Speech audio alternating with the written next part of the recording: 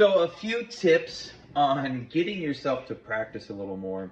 One of the things is lowering the barrier of entry, which I think I've already talked about before, but it really is a thing that helps. Sometimes you have that resistance of picking up the instrument. Sometimes you have that resistance of getting the instrument out of the case.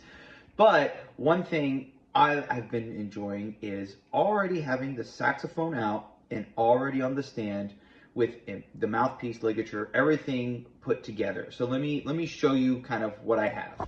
So you can see here, saxophone on stand, mouthpiece, ligature, and my saxophone harness ready to go. So all I gotta do is, if I wanna practice the saxophone, is just put on my saxophone harness. And yes, I know, I play alto and I play saxophone harness. And if you're wondering why, it's because it's comfortable. I like how the weight is distributed on my shoulders and around my back versus on my neck. And so I just prefer it that way. It also keeps the horn closer to my chest. And then I just pull it up and I'm ready to go. Another tip is I actually use synthetic reeds, because if you left your saxophone on there, you can see I use a Leger. If you leave your saxophone on there with a cane reed and then you try to play the saxophone on the horn, that reed is going to be dry, it's not going to respond, and so you have to make it wet. So then with this synthetic reed, saxophone on stand, and now within a minute I have the horn ready to go and I can just start playing.